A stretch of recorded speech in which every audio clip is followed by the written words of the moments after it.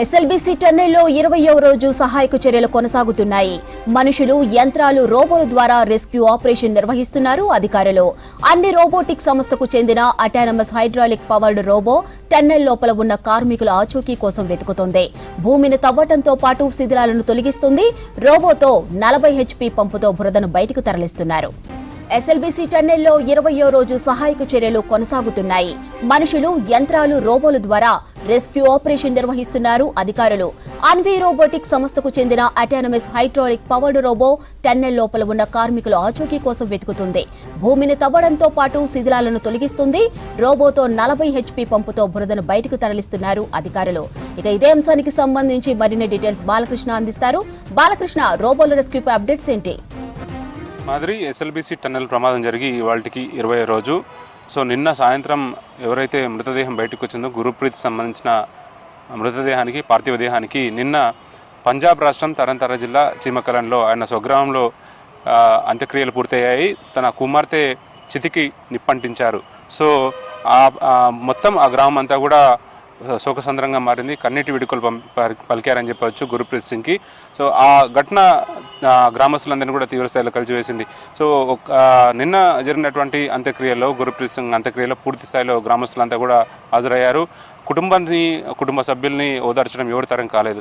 ఇక సహాయ చర్యల విషయాలను కనుక పరిశీలిస్తే 3 ప్రయత్నాలు జరుగుతున్నాయి. అటు మానవ ప్రమేయం, అట్లాగే మిషనరీ ప్రమేయం, దీంతోపాటు రోబోటిక్స్ కూడా రంగంలోకి దిగాయి. హైడ్రాలిక్, అటానమస్ రోబోస్ రంగంలోకి దిగి పూర్తి స్థాయిలో రెస్క్యూ ఆపరేషన్స్ అయితే నిరంతరంగా కొనసాగిస్తున్నాయి. మనకు చూడవచ్చు, గంటకు దాదాపు 5,000 క్యూబిక్ మీటర్ల మట్టిని అది బయటికి తీయడానికి ఆస్కారం ఉంటుంది. రెస్క్యూ ఆపరేషన్స్ చేయడంలో ఆ అటానమస్ హైడ్రాలిక్ ఏదైతే రోబో ఉంటుందో అది రోబో ఘటనా స్థలానికి చేరుకుంది.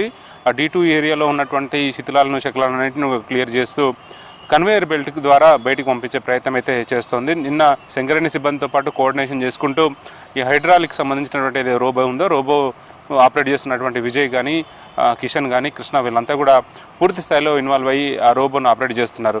ఇప్పటి వరకు 20 రోజులుగా పురోగతి కనుక చూస్తే 8 మందిలో ఒకరి ఆచూకీ దొరికింది. నిన్న అంత్యక్రియలు కూడా ఒకరి పూర్తయ్యాయి. మిగతా 7 గురికి సంబంధించిన ఆచూకీ కోసం శతవిధాల ప్రయత్నం చేస్తున్నారు. రెస్క్యూ బృందాలు రెస్క్యూ ఆపరేషన్స్ అయితే చాలా తీవ్రతరం చేస్తున్నారు. D2 ఏరియాలో ఉన్నటువంటి 3 కోసం అన్వేషణ సాగుతుంది. D1 ఏరియాలో ఉన్నటువంటి 4 కోసం కూడా అన్వేషణ కొనసాగిస్తున్నారు. కేరళకు సంబంధించినటువంటి కెడావర్ డాగ్స్ కూడా తరచూ ప్రతిరోజు కూడా రీవిజిట్ చేస్తూ, రీకన్ఫర్మ్ చేసుకుంటూ నిరంతరంగా రెస్క్యూ ఆపరేషన్స్ అయితే కొనసాగిస్తూనే ఉన్నారు. ఇక రెస్క్యూ ఆపరేషన్స్లో కీలకమైన పురోగతి ఏంటంటే రోబోస్ని ఆపరేట్ చేయడం. బహుశా ఇట్లాంటి అవసరం కానీ లేకపోతే పరిస్థితులు కానీ ఎక్కడ రాలేదని చెప్పవచ్చు. ఎందుకంటే రోబోను ఉపయోగించడం, ఎందుకంటే హ్యూమన్ లాసెస్ జరగకుండా చాలా జాగ్రత్తలు తీసుకుంటూ ప్రయత్నం అయితే చేస్తున్నారు. మనము ఏదైతే 0 డేంజర్ జోన్ ఉందో ఆ ఏరియాలో వస్తున్నటువంటి నీటి ఊట కూడా చాలా ఎక్కువగా వస్తుంది. ఒక వాటర్ ఫాల్ని తలపిస్తుంది, జలపాతం తలపిస్తుంది. ఆ వస్తున్నటువంటి నీటి ఊటను క్రమక్రమంగా అవరోధించుకుంటూ అన్నింటిని కూడా బయటికి పంపిస్తూ నీటి ఊటను డీవాటరింగ్ చేస్తూ సహాయక చర్యలు జరుగుతున్నాయి. సహాయక చర్యలు జరుగుతున్న ఏరియా అంతా కూడా అత్యంత ప్రమాదకరమైన ఏరియా. ఆ ఏరియాలో సింగరేణికి సంబంధించిన లీడ్ చేస్తున్న GM వైద్య స్వయంగా కూడా రంగంలోకి దిగి ఆయన సహాయక చర్యలో పాల్గొంటున్నారు. టీంని అంతా కూడా కోఆర్డినేట్ చేస్తున్నారు. సో అక్కడ సౌత్ సెంట్రల్ రైల్వే టీము, అట్లాగే ర్యాట్ హోల్ మైనర్స్, వాళ్ళంతా కూడా D1, D2 ఏరియాను కొంత ఏరియాని డివైడ్ చేసుకుని వాళ్ళంతా కూడా వర్క్ చేస్తున్నారు. మిగతా teams SDRF, NDRF, Indian army, SBDCL, అట్లాగే NGRI, GPR లాంటి సంస్థలన్నీ కూడా దాదాపు జాతీయ స్థాయి సంస్థలు 12 సంస్థలు పనిచేస్తున్నాయి. ఈ ఎంటైర్ ఆపరేషన్ అంతా కూడా స్పెషల్ CS అరవింద్ కుమార్తో పాటు నార్కల్ కలెక్టర్ సంతోష్, SP వైభవ్ గైక్వాడ్ పరిశీలిస్తున్నారు. నిరంతరంగా రివ్యూస్ చేస్తున్నారు. రీరివ్యూస్ చేస్తూ లోపల సహాయక చర్యలని చాలా ఫాస్ట్గా మూవ్మెంట్ అవ్వడానికి ప్రయత్నం అయితే చేస్తున్నారు. లోపల ఉన్నటువంటి బురదను రోబో పర్టికులర్గా 40 HP ఒక పంపింగ్ మోటార్ సాయంతో బురదనంతా కూడా బయటికి పంపించే ప్రయత్నం చేస్తున్నారు. శతవిధాల ప్రయత్నాలు అయితే జరుగుతున్నాయి. 3 రకాల ఎఫర్ట్స్, మల్టిపుల్ ఎఫర్ట్స్ కొనసాగుతున్నాయి. ఇప్పటి వరకు మనం చూస్తే హ్యూమన్ ఎఫర్ట్స్ అన్ని రకాల ఏజెన్సీలు, అన్ని రకాల బృందాలు, రెస్క్యూ టీమ్స్ ఇన్వాల్వ్ అయి చేస్తున్నాయి. మిషనరీస్ కూడా, ఎక్స్కావేటర్స్, ముఖ్యంగా అటు ఆర్మీకి సంబంధించినటువంటి బోబ్ క్యాట్, అట్లాగే హైడ్రాప్ సంబంధించినటువంటి ఎక్స్కావేటర్స్ అన్నీ కూడా లోపల ఉన్నటువంటి మట్టిని, బురదను బయటికి దంచే ప్రయత్నం చేస్తున్నారు. దీంతోపాటు TBM బ్యాక్ పార్ట్ ఏదైతే ఉందో బ్రేక్ అయ్యి స్ట్రక్ అయినటువంటి ఏరియాలో ఆ ఏరియాను కూడా సగం పార్ట్ వరకు క్లియర్ చేయడం జరిగింది. మిగతా సగం పార్ట్ బ్యాక్ అంటే ఐరన్ సంబంధించినటువంటి శిథిలాలు శకలాలు టీబీఎం సంబంధించిన శకలాలను క్లియర్ చేయాలంటే మాత్రం ఖచ్చితంగా ఎక్స్కవేటర్ను ఉపయోగిస్తున్న పరిస్థితి స్పష్టంగా కనిపిస్తుంది. ఇంకా ఎస్కేప్ ఛానల్ అంటే ఏదైనా ఇన్సిడెంట్ జరిగితే మాత్రం ఎస్కేప్ కావడానికి ఇదే ఒక రూట్గా క్లియర్ చేస్తూ వాళ్ళకు బయటకు వచ్చే అవకాశం స్పష్టంగా కనిపిస్తుంది.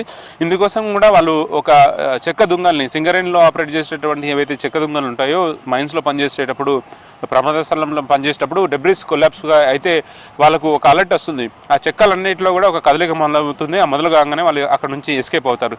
సో అట్లాంటి ఇండికేషన్స్ ఒక సైంటిఫిక్ ప్రొసీజర్స్ టెక్నాలజీ వాడుతున్నారు. తర్వాత చాలా రెస్క్యూ చేస్తూ మాత్రం అన్ని బృందాలు రెస్క్యూ ఆపరేషన్లో పాల్గొంటున్నాయి.